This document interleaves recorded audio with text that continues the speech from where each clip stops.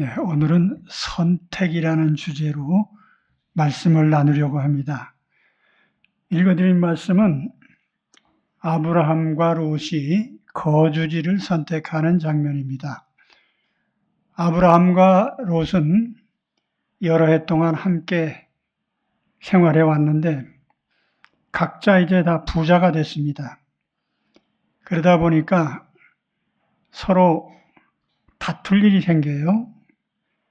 양떼와 소떼가 늘어나니까 누가 먼저 물을 먹이느냐, 혹은 누가 먼저 풀밭을 차지하느냐, 혹은 서로 섞인 짐승들을 어떻게 나누느냐, 이런저런 문제로 분란이 일어나니까 서로 헤어져 살기로 작정을 합니다. 그래서 아브라함이 롯에게 네가 먼저 선택을 해라. 네가 왼쪽으로 가면 난 오른쪽으로 가고 네가 오른쪽으로 가면 난 왼쪽으로 가겠다. 이렇게 제안을 합니다. 그래서 롯이 먼저 땅을 선택을 합니다. 눈을 들어서 멀찍이 바라보니까 푸른 초장, 또 물이 많은 들판이 한눈에 들어왔어요. 그래서 롯은 그 땅을 차지하겠다고 합니다. 그리고 아브라함은 롯과 헤어져서 또 가나안 거주지로 이동하죠. 그러면 롯이 선택한 결과는 어떻게 되었을까? 그 결과는 14장과 19장에 나옵니다. 롯은 두 가지 재앙을 당합니다. 첫째는 전쟁의 재앙이죠. 주변에 있는 부족들이 연합해서 쳐들어와가지고 롯의 가축들을 다 끌어가고 롯은 사로잡혀갑니다. 아브라함이 쫓아가서 겨우 구출은 했지만은 롯은 많은 손해를 입었어요. 두 번째는 하나님의 심판입니다. 소돔과 고모라는 도덕적으로 아주 타락한 도시였습니다. 심지어는 지나가는 나그네를 붙잡아서 강제로 성폭력을 할 정도로 악한 도시였어요. 그래서 하나님께서 이 도시들을 심판하시는데 하늘에서 불과 유황이 내려오고 도시가 다 타버리고, 그리고 롯의 아내는 소금 기둥이 되고 롯은 겨우 두 딸과 함께 탈출을 합니다. 빈 털터리가 됐습니다. 우리는 이러한 롯의 선택과 그가 얻은 결과에 대해서 어떤 평가를 해야 될까요? 이미 결과는 나와 있기 때문에 선입견을 갖지 말고 한번 현대인의 관점에서 롯을 평가해 보시기 바랍니다. 롯이 잘못한 게 있습니까? 목축업자가 물 좋고 풀 좋은 땅을 선택한 것이 잘못이에요? 물론 그 땅에 소돔과 고모라라는 타락한 도시들이 있었지만 유목민의 입장에서 볼 때 그것은 목축을 하는데 그다지 큰 장애는 아니라고 생각했어요. 물론 약간의 리스크는 있지만은 큰 문제가 될 것은 없었어요. 그런데 이렇게 롯이 자유롭게 선택을 했음에도 불구하고 결과가 재앙으로 끝났을 때 이것을 어떻게 받아들여야 될까요? 오늘날 많은 사람들이 자유롭게 선택합니다. 그리고 그 결과가 저주가 될 수도 있습니다. 이와 같은 상황을 가리켜서 철학자 사르트르는 자유의 저주라고 했어요. 인간은 자유롭게 선택하고 또 어떤 결정을 내릴 수 있지만 그 선택의 결과가 저주가 될 수도 있다. 불행이 될 수도 있다. 오늘날 대부분의 사람들이 이러한 선택 속에 살아갑니다. 자유롭게 선택을 하지만 결과가 좋을 때도 있고 나쁠 때도 있죠. 여러분 오늘 지난 날을 한번 돌이켜 보세요. 내가 항상 성공하는 길만 선택해 왔습니까? 아니면 잘못 선택한 것 때문에 고통을 받은 적은 없습니까? 바로 이와 같은 자유로운 선택과 결과를 알 수 없는 삶이 이 세상 모든 사람들이 선택해가는 삶의 과정입니다. 그러면 이제 아브라함의 선택에 대해서 한번 생각해 보겠습니다. 아브라함은 어떤 선택했을까요? 이때까지 아브라함은 거주지를 선택하지 않고 있었습니다. 단지 롯이 왼쪽으로 가면 자기는 오른쪽으로 가겠다. 롯이 오른쪽으로 가면 자신은 왼쪽으로 가겠다. 그럼 아브라함이 인심 좋고 좋은 사람이라서 그랬습니까? 아브라함은 결단력이 없는 사람이라 그냥 미적미적한 것일까요? 결코 그것은 아닙니다. 생존 조건이 몇 가지 있죠. 우리에게 의식주라고 합니다. 거주지 문제는 생존의 필수 조건이에요. 그것을 함부로 포기하지는 않습니다. 그러면 아브라함이 생존의 필수 조건 대신에 뭘 선택했을까요? 아브라함이 뭘 선택했을까요? 하나님을 선택했죠. 하나님을 선택했어요. 여러분, 신앙이라는 게 뭡니까? 아브라함의 신앙을 뭘로 정의할 수 있을까요? 오늘 말씀을 토대로 해서 정의를 내린다면 아브라함에게 신앙은 좋은 땅 대신에 하나님을 선택하는 겁니다.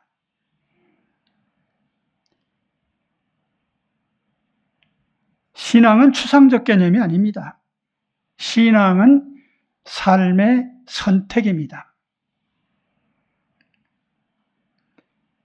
우리 선택의 한편에는 항상 하나님이 계시고 또 다른 편에는 항상 내가 필요로 하는 것들이 있습니다. 그것이 돈이 될 수도 있고 지위가 될 수도 있고 명예가 될 수도 있고 큰 몫의 비즈니스가 될 수도 있고 사람이 될 수도 있습니다. 그런데 이러한 모든 것들에게 우선해서 하나님을 선택하는 것이 우리의 신앙이죠. 그런 관점에서 보면 아브라함은 아주 적극적이고 아주 능동적인 선택을 한 겁니다. 나는 그 어떤 경우에도 하나님이다. 아브라함이 하나님을 선택한 결과는 뭘까요? 본문 14절에 결과가 나타납니다. 너는 눈을 들어 너 있는 곳에서 북쪽과 남쪽 그리고 동쪽과 서쪽을 바라보라. 보이는 땅을 내가 너와 네 자손에게 주리니 영원히 이르리라. 아브라함은 하나님을 선택했고 하나님은 아브라함의 거주지를 선택해 주셨습니다. 나는 하나님을 선택하고 하나님은 내 삶의 길을 선택해 주시는 것. 이것이 바로 믿는 자들의 삶의 방식입니다. 지금 우리 앞에는 거주지 선택뿐만 아니라 여러 가지 선택들이 놓여 있습니다. 배우자를 선택하고 전공을 선택하고 직업을 선택하고 친구를 선택하고 거래처를 선택하고 그런데 이런 모든 선택에 앞서서 하나님을 선택해 보십시오. 그러면 하나님이 내 길을 선택해 주실 것입니다. 이것을 저는 선택의 교환이다. 그렇게 제목을 붙여봤어요. 선택의 교환. 여기서 우리가 이런 질문을 할 수 있어요. 하나님은 인간에게 자유의지를 주셨어요. 자유의지는 내가 임의로 무엇을 선택하고 결정할 수 있는 권한입니다. 근데 왜 하나님은 자유의지를 주셔서 그냥 임의대로 선택하게 하시지 시시콜콜 작은 일까지 선택을 해 주실까? 성경은 이렇게 말씀해요. 여호와께서 사람의 길을 정하시고 그의 길을 기뻐하시나니 그는 넘어지나 아주 엎드러지지 아니하면 여호와께서 그의 손으로 붙드심이로다. 사람이 마음으로 자기의 앞길을 계획하지만 그 발걸음을 인도하시는 분은 여호와시니라. 아멘 하시면서 하셔도 괜찮아요. 너무 심각하셔서 아주 제가 약간 겁이 나는데,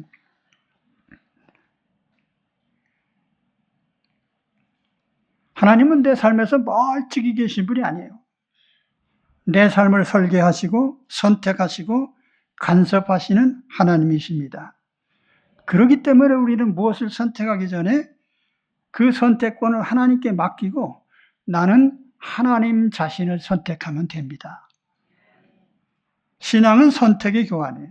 나는 하나님을 선택하고 하나님은 나의 길을 선택해 주신, 그게 아브라함의 선택이에요. 그 다음으로 하나님의 선택에 대해서 말씀드립니다. 아브라함이 받은 가장 큰 축복은 거주지 선택받은 것도 아니고 아브라함이 하나님을 선택한 그것도 아니에요. 그 이전에 더 중요한 선택이 있어요. 그건 하나님이 아브라함을 자기 자녀로 선택하셨다는 사실이에요. 아브라함 입장에서 가장 큰 축복은 하나님께 선택받은 인간이 됐다는 겁니다. 오늘 여러분, 이것은 우리에게 가장 중요한 믿음의 핵심이에요. 저는 일평생 사는 동안 가장 중요한 것을 바로 이 하나님의 선택으로 생각합니다. 하나님이 천도천신 대하주 주문해 오던 우리 할아버지의 손자인 나를, 미신과 우상의 손자인데 나는 하나님 자녀로 선택해 주셨어요. 창세기 12장 1절에 하나님의 부르심 장면이 나오죠. 너는 너의 고향과 친척과 아버지의 집을 떠나 내가 네게 보여줄 땅으로 가라. 내가 너로 큰 민족을 이루고 네게 복을 주어 내 이름을 장대하게 하리니 너는 복이 될지어다. 이 하나님의 부르심, 하나님의 선택, 이 하나님의 선택에는 세 가지 특징이 있습니다. 첫째는 조건이 없이 선택해 주신 거예요. 우리 할아버지는 천도천신 대하주라는 주문을 내오시던 할아버지인데 아브라함의 아버지는 우상공장 사장님이에요. 그런데도 하나님이 자기 자녀로 선택하셨어요. 아무 조건 없이. 두 번째, 하나님의 부르심에는 후회가 없으십니다. 잘못 선택했네. 이런 경우가 없단 말이에요. 또 하나님의 선택은 복 주시려는 선택이에요. 안 되게 하시려는 선택이 아니고 잘 되게 하시려는 선택입니다. 바로 이렇게 하나님이 선택을 하셨기 때문에 우리가 이 믿음의 삶을 보장받는 겁니다. 하나님의 자녀가 되었기 때문에 아브라함의 길을 선택해 주시는 거예요.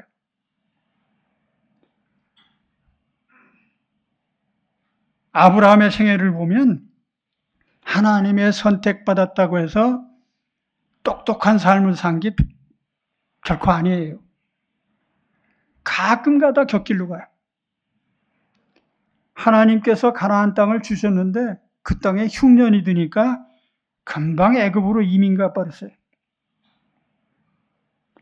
그 애굽에 가서는 또 어떻게 했냐? 자기 아내를 자기 누이라고 속였어요.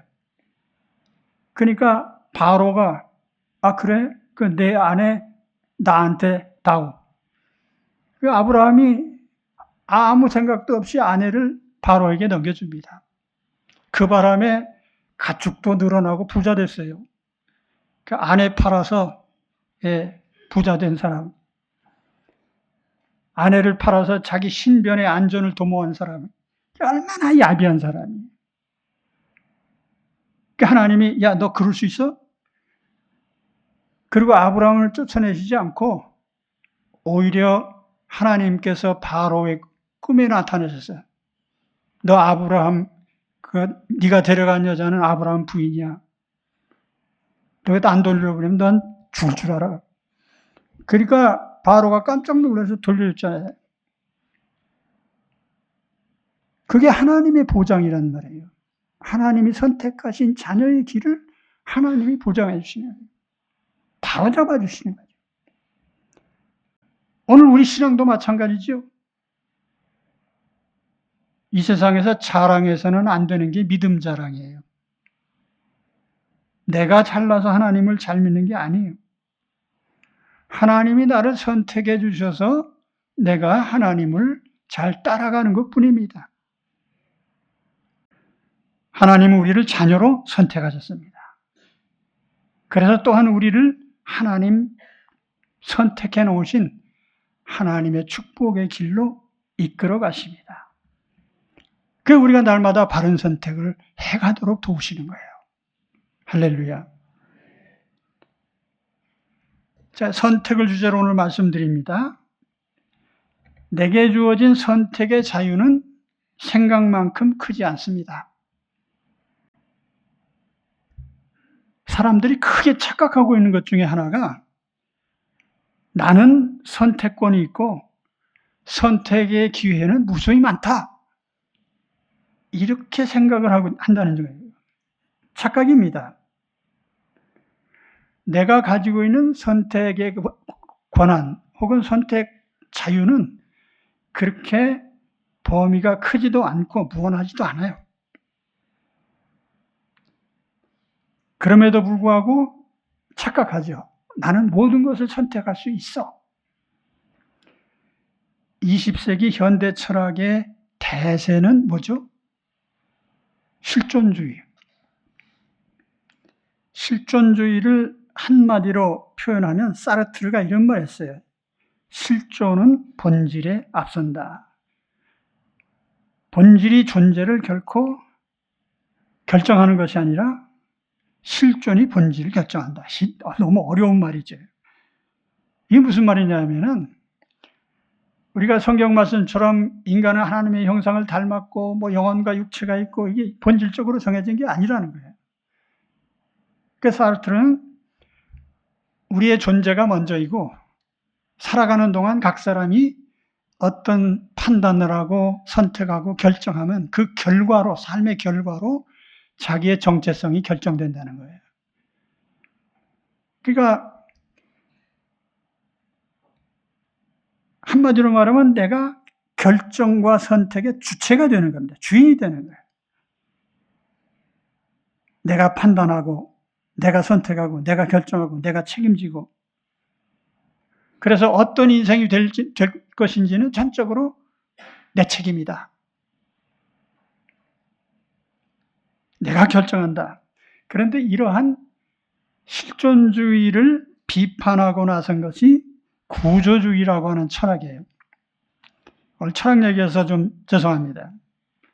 이 구조주의라는 것은 유명한 언어학자인 소시르라는 사람에게서 시작이 됐어요. 소시르는 언어학자입니다. 근데 이 사람이 무슨 주장을 했냐면 이 한국에서 아이가 태어나면 한국말 배우죠. 근데 아무 소리나 막 내면 사람들이 알아듣습니까? 못 알아들어요. 그럼 얘는 자라나면서 이미 정해진 한국인의 마음에 정해진 언어의 틀이 있어요. 이걸 문법이라고도 하고 어법이라고도 합니다. 패러다임이라는 말로 하죠. 이미 정해진 구조 속에서 존재하기 때문에 자기가 선택한 것이 없어요. 이미 정해진 구조 속에서 소리를 내야 소통이 되고 알아듣는 겁니다. 이걸 철학으로 연결하면 무슨 뜻이 되냐면 사람들이 인생이 살아가는 모든 삶의 환경, 그 문화적 환경, 정신적 환경, 자연적 환경, 이 모든 환경은 이미 정해져 있어요. 그 속에 내가 존재하는 것이지 내가 무슨 선택을 많이 할 수 있는 게 아니에요. 성경에도 이런 말씀 나옵니다. 내가 다시 해 아래서 보니 빠른 경주자들이라고 선착하는 것이 아니며 용사들이라고 전쟁에 승리하는 것이 아니며 지혜자들이라고 음식물을 얻는 것도 아니며 명철자들이라고 재물을 얻는 것도 아니며 지식인들이라고 은총을 입는 것이 아니니 이는 시기와 기회는 그들 모두에게 임함이니라. 실력이 많다고 해서 항상 인생의 승리자 되지 않아요. 용기가 많다고 해서 항상 도전에 성공하는 게 아니에요. 명철함, 판단력이 좋다고 해서 돈 많이 버는 것도 아니에요. 그럼 이런 성공과 실패의 결정권자가 누구냐 이거예요. 아쉽게도 세상 철학자들은 하나같이 이렇게 말합니다. 모든 선택은 이유가 없어요. 우연이다, 우연. 우주 만물이 존재하는 것도 우연이고 내 인생이 존재하는 것도 우연이고, 그러니까 목적이 정해져 있질 않아요. 우연히 존재하는 것뿐이에요, 우리는. 그것이 세상의 사상입니다. 여러분 그렇게 믿는다면 그렇게 사세요. 오늘날 교회 안에도 실존주의적인 사고방식으로 예수 믿는 사람들이 수두룩하게 많아요. 제가 볼 때는 예수 믿는 사람도 절반 이상 다 실존주의적인 삶을 살아요. 실존주의 아까 말씀드렸죠? 내가 결정의 주체가 되는 것, 판단의 주체가 되고, 그래서 내가 선택의 주인공이 되고, 모든 것을 내가 결정하고, 나 중심의 세계를 바라보는 것이 바로 실존주의란 말이에요. 근데 신앙도 똑같아. 그렇게 믿는 사람들이 많습니다.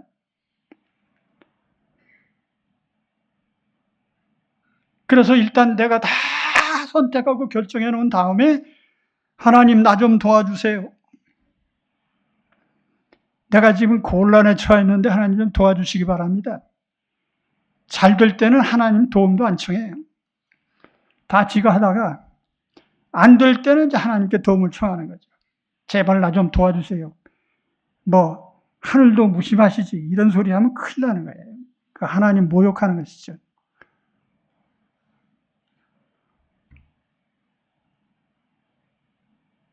자, 우리 신앙생활의 패러다임을 바꿔야 돼요. 그래야 진정한 신자가 돼요. 내가 선택해놓고 하나님께서 곁가지로 좀 도와달라고 하는 건 신앙이 아니에요. 그건. 아브라함처럼 하나님을 선택하고 하나님의 결정을 따르는 거죠. 나는 하나님만 선택해. 하나님은 내 인생길을 결정해 주셔. 갈 길을 보여주시면 하나님의 선택을 따르겠습니다. 그러니까 앞뒤가 그렇게 바뀌어야 되는 겁니다. 내가 주체가 돼서 결정하지 마시고요. 결정권은 하나님께. 그게 진정한 신앙의 패러다임이에요. 근데 언제부터인가 교회 안에도 내 자신의 행동을 지나치게 강조하는, 그러다 보니까 하나님의 주권이 무시되는 이런 신앙생활을 우리가 하게 된단 말이에요. 여러분, 2026년 1년이라는 기간이 주어졌어요. 어떤 선택하시겠습니까? 이 한 해 동안. 이것저것 다 결정해놓고 선택해놓고 하나님 금전 한 해 잘 되도록 도와주세요. 그렇게 하시겠습니까? 나는 하나님만 선택합니다. 하나님이 선택해 놓으신 길을 찾아가게 해주세요. 이렇게 하시겠습니까?